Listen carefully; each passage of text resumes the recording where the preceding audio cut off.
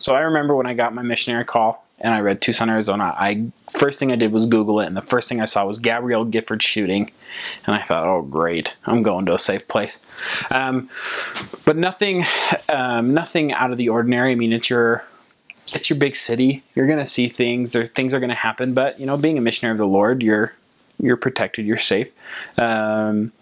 Job-wise, there's a huge plant down there called Raytheon, and it's a defense contracting company. They do missile systems. There's also the Freeport-McMoRan mine. They do gold, copper, and silver. Another big one, especially in southern Arizona, is the Border Patrol. A lot of LDS people are in the Border Patrol, as well as the prison system. They're prison guards, probation officers. So I would say, and then in the Gila Valley, you get a lot of cotton farmers too. There's a ton of cotton farms up in the Gila Valley, and so I think those are your main occupations of Tucson. The weather is hot. It is just. I mean, I have pictures on my camera of it being 125 degrees, and your shoes melt to the pavement. Your tires are popping because it's so hot. They expand so much. So it's just hot. There's nothing you can do to beat it. Up in the Gila Valley, it's a little cooler. It's about 10 degrees cooler than down in Tucson.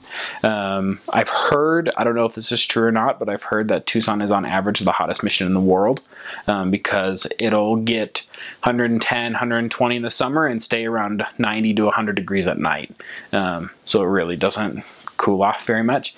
You have a lot of cookie cutter homes down there, a lot of it's like someone just stamped them out. A lot of stucco, a lot of southwestern styled homes.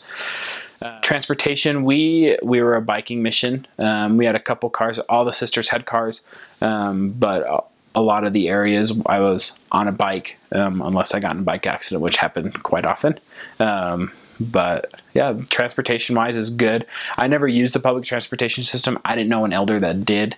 Because usually our areas were pretty smaller, that we could just walk or bike. My very last area in Thatcher was, my companion and I walked all over the place because it was a couple square miles, and so it wasn't that big of a deal to walk everywhere.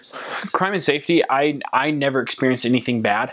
I never really got, mugged. I never, there's guys that came up to us that tried to act big and tough, but when they realized that we were missionaries, they never did anything.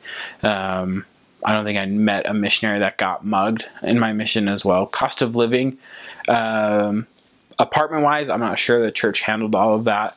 As a missionary, we got $120 every month in that, and we never went one night, or I think the most I went without a meal, I think, was 2 days or 3 days without a member having dinner for us. So we got fed quite a bit. So you only had to really pay for breakfast and lunch with your money. And if you were smart about it, you can spread that a long way. So cost of living wise as a missionary was pretty good.